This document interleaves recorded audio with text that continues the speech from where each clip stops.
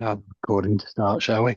Yes. Um, so it's great to see you all. I'm just going to start, Lucy, because Do it. you may or may not know, but Lucy and I have rehearsed this precisely 0 times. So we're going to see how this goes. We met yesterday and we said, have we got it? And then we said yes, and there you are. So what I'm going to do, I'm going to just flash something on screen firstly. This is not an agenda. This is more for us to guide us today, what we'd like to talk about. So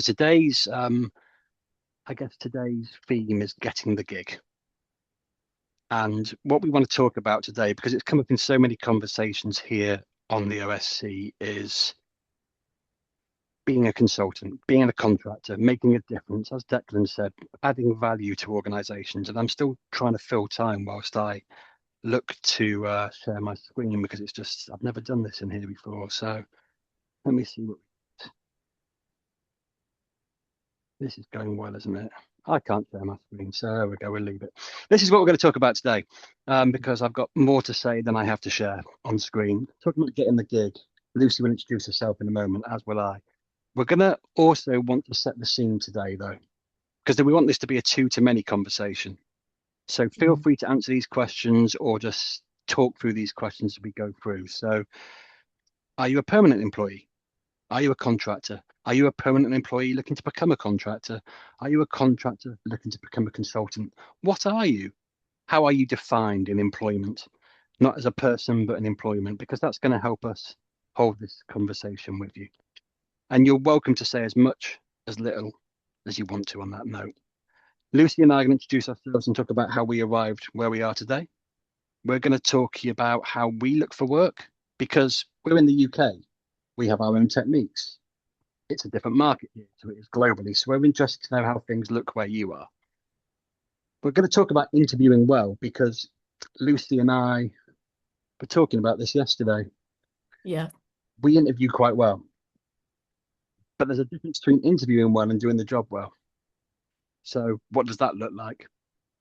We're also going to talk about how when you get more than one opportunity, what do you follow, your gut or your head? Combination of the two. Nyla, the money, who knows? Let's have that conversation.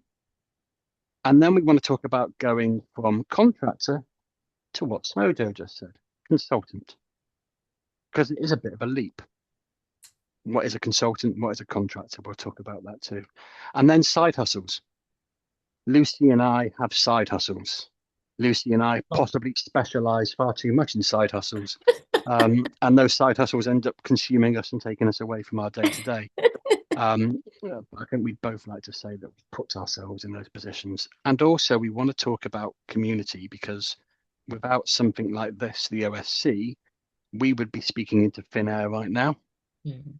We would be talking what to just one another. Instead, we can talk what to each of you instead. So that's what we're going to do today. So hopefully that all sounds good. So Lucy, if you don't mind, not that you need any introduction, but please introduce yourself. Sure, thank you. Thank you for introducing our session as well, David.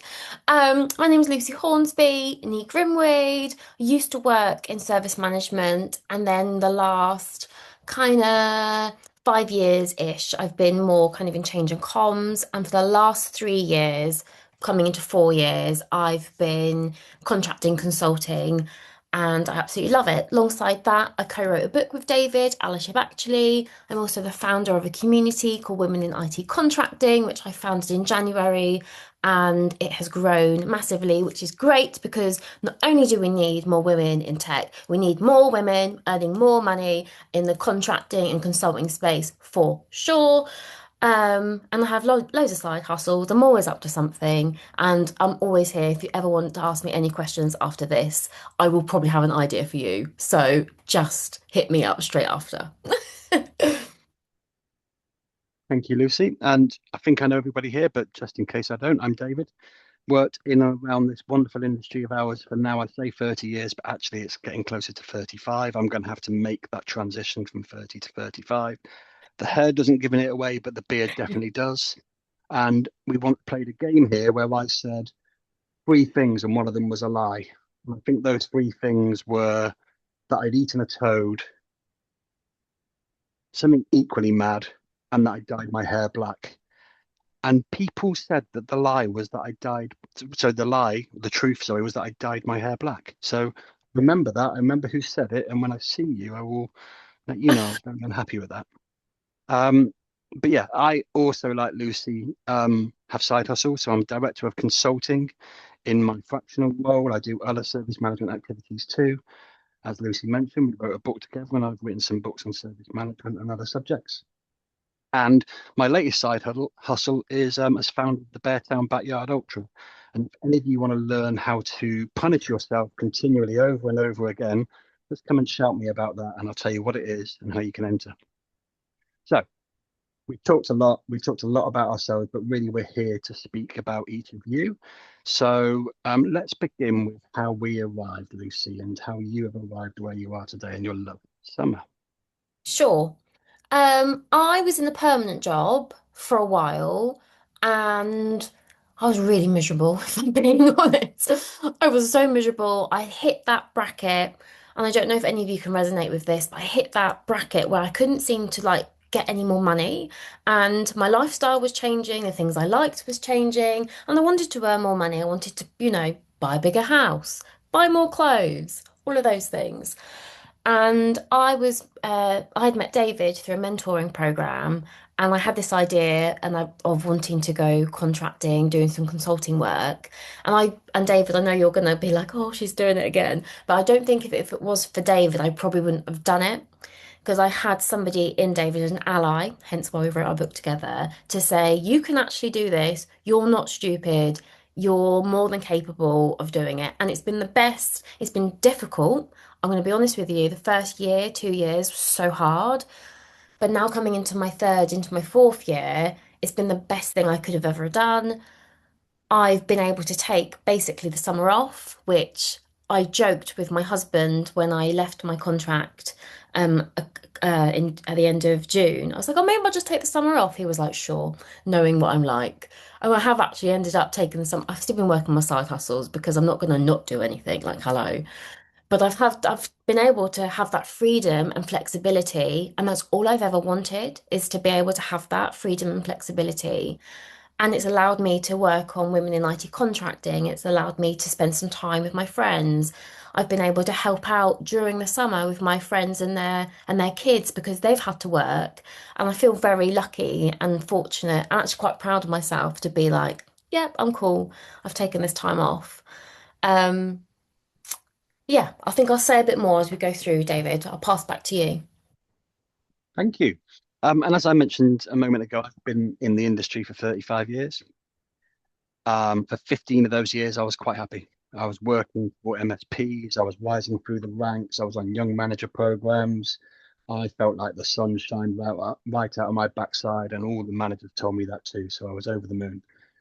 But year 15, something changed. I was like, this doesn't feel like it's for me anymore. And I spent 10 more years miserable, 10 more years thinking I could be doing something else, 10 more years thinking I hate being controlled. Stop telling me what to do. I know better than you because I'm quite conceited like that. Um, but then 11 years ago, I set up my own consultancy, and I called it a consultancy.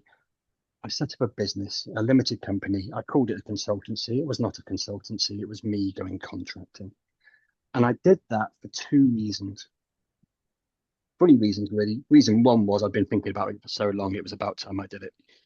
Reason two was I'd reached a lofty position in an organization and I saw how much they were charging me out for. And then I confused that for bargaining for a permanent salary increase, and they wouldn't give it to me. So I moved companies.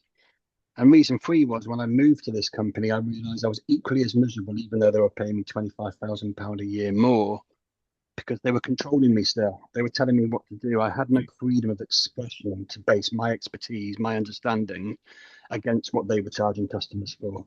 And so in the first 12 weeks, it was that probation period. And I said to myself, if nobody arranges a probation interview with me by week 10, I'm handing my notice in. And nobody did. And then I was like, oh goodness, now I'm going to have to follow through. And I did. I took on um, a contracting role at a great organization called Pearson in London. Instantly went in. instantly felt invigorated and felt this is me because they gave me a statement of work and I was like, I don't care about that. I'm going to do that and more because I've got time. This is easy for me. And again, conceited. I make no apology right now, but I should apologize. But I realized that I should have done this years ago. Mm.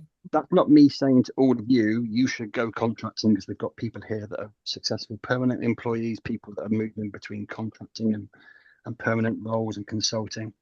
But it was right for me. And coming back to Lucy's story, I hope you'll agree, Lucy, it wasn't the first meeting where I said, you should go consulting and contracting. We spent a long time exploring Yeah. what Lucy was suffering and how she was suffering before we arrived at that point. And so I think for me personally, it was the right thing at the wrong time. I should have done it 10 years earlier, but I did it when I did it. Yeah, I think David, you're right because you have to be ready for it in yourself as well. And it's around how much risk you're willing to take as well. Mm. And I think that's another thing about going out on your own. Like David, I've got my own limited business. I do contracts through kind of an umbrella, or I do it through my limited business, or I do speaking opportunities again, that's through my limited business. And maybe we'll break that down for you all a little bit later. But I do think it is around how much risk you're willing to take and what you're comfortable with. Because if you're somebody that's not really built a personal brand, you've not necessarily been in an industry long enough, or you don't necessarily have any money to fall back on, because I think that's also really important to say, is you need to probably have, and I say this to everyone, to have at least maybe 3 to 6 months worth of money behind you just in case. Because, like think about what happened only a few years ago with the pandemic, which completely changed a lot of the way we did things and worked. So I always say that to people around thinking about that, how much risk you're willing to take. I know I keep saying it, but that's how comfortable, because it's permanent jobs, you probably feel a bit more secure. You've got that notice period, whether that's 3 months, 6 months. There's a bit more of a safety blanket around that.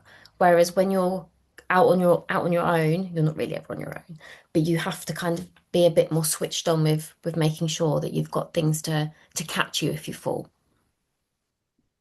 Absolutely. And I'm just looking through the chat now. Um, so I'm seeing Doug saying you delayed for 4 years, Doug. Doug, you're like one of the goats of service management, That just and you're means I have delaying. gray hair, David. I mean, that's all it means. But it's weirdly reassuring to know that you too had that doubt. I see you, I see the work you do. I've seen the work you do for years, and I think, wow, I want to be more like Doug. And I think that what that illustrates is that it is that leap that Lucy mentions. It's that risk. Smojo mentions having the support of her partner. I was the same. I was like, I'm going to go and quit this six-figure job, which we moved to London for me to take because I got tired of traveling. We bought this flat based on the mortgage. That blah blah blah. And my wife was like, if it makes you happy, do it. Mm. And you need your support network. And we're kind of fast forwarding to the communities aspect, but this here did not exist when I set up my business those years ago. The ability to just come on something like today and do this. And as a little insight into my life as a consultant, I don't work Fridays, yet I still come here most, if not every week, to speak and listen and hear and learn from each of you. Frankly, I'd rather be in the pub than do anything but this. This I come here for, and then I go to the pub, where previously I'd go to the pub at 1 o'clock. So, and that's true, by the way. I'm not an alcoholic. Friday as well, it's good fun. But the truth is this kind of thing didn't exist. This support network, the ability to hang out with peers and understand that we are all different. We are all sometimes a bit risk averse. We do have our doubts, but equally we can support one another. I think that's fantastic. Yeah. So, our stories, Lucy. You've got a very recent story around looking for work and trusting your gut. And so, I don't know if you want to share that at all. I'm more than happy to share. Um, I think. what David is alluding to is that at the end of June, I chose to leave a contract. And I had a good conversation with my husband before I did that because I thought, I'd rather just run it past him before I'm just like, not gonna work. Um, was I worried doing it? A little bit because I had a good day rate coming in for a good company and a good brand and a bloody good job. And it was funding all of the other things that I was doing, especially with all my work that I'm doing with the women in IT contracting. But my happiness meant more to me, and I was unhappy. And the reason why I went contracting and consulting was to never feel how I felt so bloody miserable when I was in my permanent, like miserable and trapped. I didn't want to feel like that. And that's my own experience, by the way. I'm not saying that's everybody else's experience. So I handed my notice in. It was only 2 weeks, did my 2 weeks, and was a little bit worried, thinking, oh, sherbet lemons. Like, what happens if I can't? It's a summer, like literally the worst time ever to try and find a new contract. The summer, everyone's living their best lives, doing all those things. And I spoke to David about it. I spoke to a couple of friends. I thought, you know what? I'm not going to worry about this. I'm just going to trust my gut and trust the process because last time this had happened, I was in another contract and the contract ended early. And it was kind of, again, it was around July. And I had a full on panic attack about it. And do you know what? 2 weeks later, someone who I used to work with said, oh, I've got this contract at BT. Do you want it? And I was like, sure. And then 18 months later, I was still there. So, these are, I know from my own experience, these things are fine. But I've spent years, by the way, like building my personal brand, building up fantastic relationships with recruiters. So I dropped a few people a note just to be like, hey, just so you know, no rush, but I'm looking for a new contract. If anything comes up, just let me know. I put my CV out, LinkedIn, put it on Reed, all of that. Reed, by the way, in people those in the UK, I didn't think Reed was going to be any good, but actually it's seemed I get contacted all the time now from there. So just saying. Um, I ended up being inundated with calls and interviews, and I was like, oh, I was going to have the summer off. Like, this is kind of scuppering my plans. And I went through several different processes with different interviews, but I would also afforded myself the luxury to trust my gut, to continue to trust my gut. So I was offered one role, asked a few questions, a few things went through, and there was too many red flags for me. I thought I've just left a contract that I wasn't feeling too good about. I've got my previous experience, trust your gut. Like, so I said no. And then I said no to that. A couple of days later, had an interview with another company and they offered it to me. Loved the people, loved the program I'm going to go and join. And on the 20th of August, I'm going to start at a completely bigger, different organization. I'm super excited about that. They had already known me from some of the stuff I'd put on LinkedIn, which they had referred to. Everyone that I'd spoken to said I interviewed well, which I thought was really like nice feedback to have.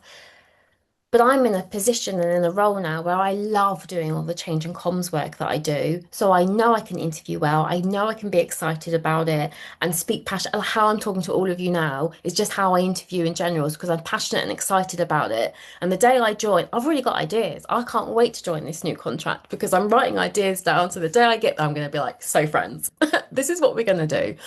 So that's been my kind of recent experience and story. And the lessons that I hope that you can all take away from this is about building your personal brand and being confident in that and working on that, but also not worrying because you worrying, having that, you're worrying about something that you don't know is to be true. So don't, it's easy for me to sit here and say this, but when you do start worrying, think about, okay, I'm worrying. Why is that? And maybe give yourself a few kind of coaching kind of questions to kind of put yourself through it. Because there's no point putting yourself through that anxiety. Matt's going, yeah. Oh yeah, that's one I Yeah, have to Matt, do all the amen time. to that. And I think it's so true. And I'm going to come to a question actually that I've seen in the chat in a moment, and hopefully I don't miss anyone else when I do this. But I put it in the LinkedIn post where I shared this about earlier. Doom scrolling through LinkedIn is not helpful. It is so tempting as a consultant or contractor to spend your time just doom scrolling through LinkedIn, looking for jobs, even coming to the jobs board on the OSC plug. I do this thing, and Lucy, I hope you don't mind me saying, when you had looking for your second contract and we were talking about how you were doing that, we had that conversation where I said, grab a coffee or a tea, spend the first half hour of your day or a half hour of your day looking, and then walk away. Yeah. Don't spend that time. Don't spend the whole day hoping it's going to come to you. It will come to you, but not if you're there looking for it all day, every day. So that's one of the key tips I would have put immediately. Don't get so consumed by the hunt that you actually lose sight of the prey, so to speak. And coming to the question, Emil asked the question, how are you finding the clientele? How much time are you devoting to the sales and marketing? And also, I think you asked an earlier question, the market. So let's start with the market, and Lucy, chime in if you think I get anything wrong. The market has every year two key points where you don't want to be out of work or you do want to be out of work, depending on how you maneuver yourself. So Christmas and New Year. You may as well give up looking during that time period because everybody's looking for their budget and getting it signed off. But that's the time where you market yourself, where you put those posts out about what you're doing, where you pursue your side hustle, where you get your name out there, you start dropping into people's inboxes saying, hey, if anything comes up, I'm here, I'm ready, I'm available, but please act quick because I might be gone. And summer's the same. Summer is exactly the same. So you start doing the same thing. You maybe go to a few summer events, you let people see you, you let them know that you're out there. But you also treat it quite cautiously and quite carefully, but also embrace it because it's going to happen every single year. In terms of service management market generally, again, you can almost base that, I've learned over the last 11 years, on what's going on in the industry. So ServiceNow are doing an event, or Invigate are doing something, or there's a tool impact thing going on, or there's a conference going on, or one of the framework providers is about to release a new version. All of that generates work.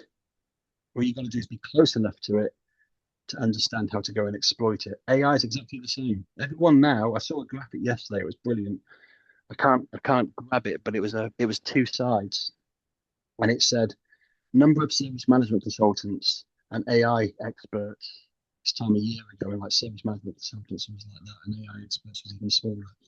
And then it said number of service management consultants and AI experts now, and both of them had grown massively. Organizations are looking for people to go and help them make sense of this stuff. So you do want to be up with the trends. You do, if you can, for example, join or get close to ITIL's ambassador program. You can get onto their beta testing. Through their beta testing, you can get certification before anyone else. Like those things, for what they're worth, by the way, I think the paper, I might as well go and bang it on my wall and redecorate this awful wall behind me. But the experience that we have to then use that paper appropriately, that's where it matters. So I think in terms of answering the question more appropriately, the market is the market. Understand what's going on around you in terms of certifications, technology, and innovation. And you can almost get to the point where you can know what's going to happen in the market in terms of jobs. It happens. January and summer, treat it as a period to work up to or from, if you can, and use anything else you get in the middle as a bonus. So I don't stop work in summer now. I just vastly reduce. And I let all my clients know I'm doing that. And then marketing, come to events like this, use LinkedIn. You'll probably get sick of seeing my posts on LinkedIn. I know I get sick of trying to figure out what to post next. But I've got them all lined up for weeks and weeks and weeks. And then sometimes I just delete them because I'm really going to be terrible. More often than not, they are. But I guess the point is market yourself, as because that's the thing here. It's you. Market yourself as you feel appropriate. Don't have somebody else do it for you. Don't have somebody else express how great you are or what qualities you offer. You express how great you are and what qualities you offer. So I would say that's how I would answer that question. And then in terms of doing the job well and picking roles, Lucy's just talked about it. In this case, Lucy trusted her gut, and I would always go with my gut. And when I say that, I mean when I chat with somebody, do we have a rapport? Do they understand what they're interviewing me for? because I'm interviewing them. And you can't necessarily do that on your first gig. I get that. But as you evolve, you can start to employ that. Interview the client. If the client looks like they don't have a clue, so if I talk to a client about a community of practice and how I'm going to use the community of practice to outlast me, so I've got an exit plan from that organization, and I see them glaze over, and I see them go, but we need an agenda, we need actions, we need people to be told what to do. I'll be like, they're probably not the people for me, or this is the challenge that I choose to accept. All that depends on the fact if I need the money, if I'm desperate, if I haven't got that 3 or 6 months. So there's all these little things you need to think about. But ultimately, trust your gut, but trust your gut in terms of what you know about yourself and what you can discover from the client. Miss anything there, Lucy? No, I think loved everything you said. There's only a couple of things I wanted to add. Is I think we always need to remember, no matter if you're permanent or a contractor, when you're going for an interview, they need you as much as you need them. So you need to interview them, and if you have a feeling in your tummy thinking, I literally can't work with this person, or they're saying things like, just so you know, there's also somebody in this organization who's so hard to work for. I feel like she hates me. What? No, you don't want to go into a toxic culture like that. But if someone's like, you'll be doing this and we can do that, and they match your energy, just because I'm a very energetic person doesn't mean that you need to be that energetic person. But if they match your energy and your vibe and the language you're using, that's when you know. Wherever that feeling is, mine's always kind of in my chest and in my stomach. So whatever that feeling is, you might have like tingly fingers or tingly toes. If you're woo-woo like me and Simone, then you'll know it. But then I also just wanted to like pick on something that David, you were saying about LinkedIn and doing all of our posts and our marketing and our PR. And Declan, you said this at the beginning as you introduced yourself around, having to use LinkedIn. I think all of us will sit here and be like, oh my God, like I hate LinkedIn. I hate having to post on it, by the way, which you wouldn't know that by the amount of shit that I put on there, right?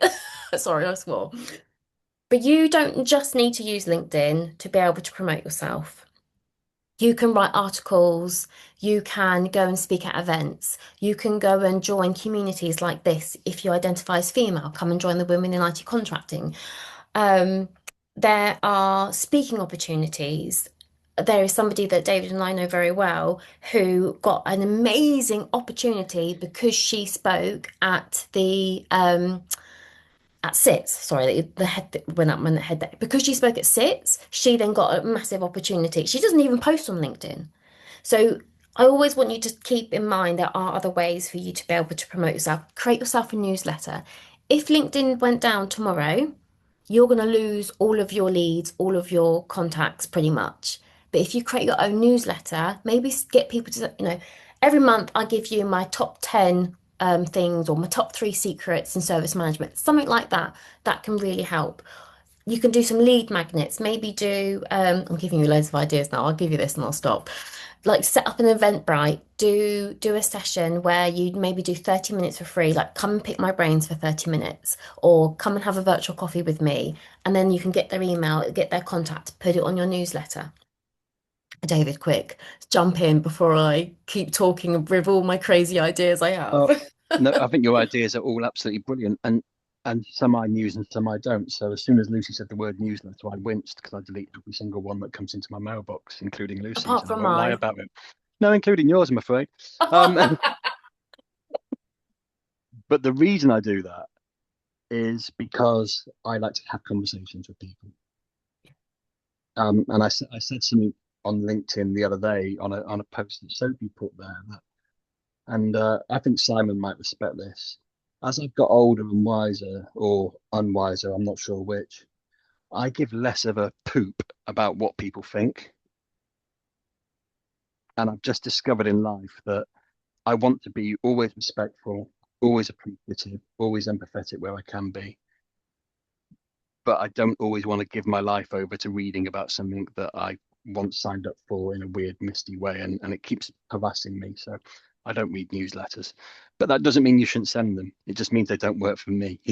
So, but I'm also being honest. I like to chat with people. So I look on the call now. I see Sanjay, I see Paul, I see Alexandros, people that I've met through LinkedIn and just ended up having conversations with. That's how I like to interact. Doesn't mean it's right, doesn't mean it's wrong. It just means that's how it is. And I think everything you said there is absolutely right, Lucy. And there's other things you can do if you choose to, but these become time burdens. You can join committees. So you can go to an association like the BCS even in the UK, BSI, your local ITSMF chapter, HDI. Those things become time drains, but they're also really, really good for personal brands. They're great for networking. They also, for the last 7 years, have got me every single client that I've had. So that free bit of work is a lost leader as far as I'm concerned, but that's what works for me. So I would take everything we say, and coming back to my very directly horrible comment on newsletters, and choose what works for you. Just like a good framework that we all know. Choose what works for you or your organization. So I think we've got to the point where we want to talk about side hustles quickly. So Lucy, Yeah. I'll let you go if you'd like to, or however you want to do it. Sure. I think even now I do contract work or consulting work. Maybe David will talk about that after as well, the difference between kind of perm, Oh, yeah, we've done contracting, that, haven't we? consult. Yeah. Um, I still do a few side hustles, e.g., with my Women in IT contracting community that I started. That's a side hustle. The book I co-wrote with David, that's another side hustle, and the allyship actually work that we're doing. Um, and I used to do a lot of coaching. So when I was a permanent member of staff, I ran a side hustle, ran a coaching business for several years alongside the work I was doing, which actually gave me my first taste of what it could be like to be my own boss and to run my own thing, which I clearly was destined to go and do. Um, but I like having different streams of income because I think nowadays, for me personally, and I'm not saying it's for everyone because other people have different responsibilities, and just so you know, I totally understand that and totally respect that. But for me, it works for me. So when I'm not necessarily in a contract, at least I've got some other ways I can bring some money coming in. And that's something that helps, leans into my kind of freedom and flexibility, and to be able to be in this position that I have been in, to be able to take the whole of summer off and enjoy my life. But that's why I love doing the side hustles. And also sometimes your job, my contract job or even my permanent job didn't fill all of my kind of purpose and my values and my drive, whereas side hustles can do that. So the work I do with the women in IT contracting community gives me an opportunity to be the feminist that I am, to help other women, to educate, to share, to build friendships, to build communities. And David, I know you're going to talk about yours, but your side hustle with the running, that's nothing to do with anything that you do, but it No. feeds and fills a purpose that gives you like strength and energy and courage from other stuff. So that's just my one last little thing is, if you are going to do a side hustle and if you are a permanent member of staff, you might just need to double check your contract to see if you can do those things, because I have been caught out with that many, many moons ago. Which I see some of you nodding, which is great, but I wish I had someone nodding at me when I was going through through that. But as a contractor, a consultant, you can't really tell me to do anything because I do my own thing. So I could do as many things as I like. So meh. Yeah. I do think though, even as a contractor or consultant, you do need to think how those things reflect on your brand. So I've heard of a scenario, this is a real scenario, but I won't mention names, where somebody who is in our profession in service management began to post about something else that was dear to them. And somebody overlooked them for several contracts because they thought they no longer did service management. So you actually do need to find a bit of a balance between, and hopefully you'll see that with my stuff. Like I might have a week where I talk about service management, then a week where I talk about one of my side hustles, or a day where I talk about my side hustle, and another week about service management. Because I still need to remain relevant to the thing that pays my bills, and that is service management. But what you said earlier, Lucy, is so true. I no longer, frankly, get the fulfillment out of service management that I did when I was a help desk analyst. That was when I was my most fulfilled in this career, because every 2 or 3 minutes I got to help somebody, to delight somebody, to make their day better, and that appealed to my vanity, because that's what it was. My vanity to feel like I could make somebody's day better. In my current role as a director of consulting, looking after clients and doing all this wonderful stuff, and ultimately helping them over the period of months, I can finish most days going, what did I do today? What did I achieve? How did that help? So it doesn't satisfy me. So if I can go and do an hour here, an hour there, or something that does satisfy me, I get to appeal to my own inner vanity. And that really is what it is. I'm not going to dress it up. I need to feel like I've achieved something in the day, and I don't necessarily get that from my real work. So I'll get it elsewhere. I'll go and soak it in elsewhere. If you get it from service management, that's absolutely brilliant, because if you choose to, you can go 24/7 and hard at it if that's what you want to do. So again, those side hustles are really useful, and side hustles, Sanjay, are possible in a service management context. So my side hustle, chairing the BSI committee, writing books about service management, they also chime with something my grandfather taught me many, many moons ago, when he said to me, long before the internet existed, he said to me, wouldn't it be great if you could get paid whilst you sleep? Because he couldn't. And I took those words and thought, I'm going to find a way to get paid whilst I sleep. And then the internet got invented, and I thought, I found a way. Here we are. And then when AI's come about, I'm like, I can really massively tell this. So those side hustles are the things for me as well that start to contribute towards my own self-esteem, but also my bank account in the evening when I'm sleeping. And again, that's just me being honest. That's why I do it. But they can, and in my case, are becoming real alternatives to service management. But what I'm now seeing and exploring is how my service management understanding can be great in these industries. So I'm now doing research work with health industries, looking at how they write processes, how they write papers, how they write research articles, how they apply for funding. And I'm using service management fundamentals to get them through these processes. And they are absolutely loving it. And I'm doing all of that for free because I'm getting gratification from it. But now they're coming to me and going, actually, could you work for us? What could you offer us? What is this service management thing you talk of? And so I can see something opening up that maybe I can exploit, per se. I realise we've gone on for quite a while, and we've got 17 minutes left, and I think we may have missed some questions. So I think at this point, unless you've got any closing words, Lucy, maybe we should take some questions. Questions would be great.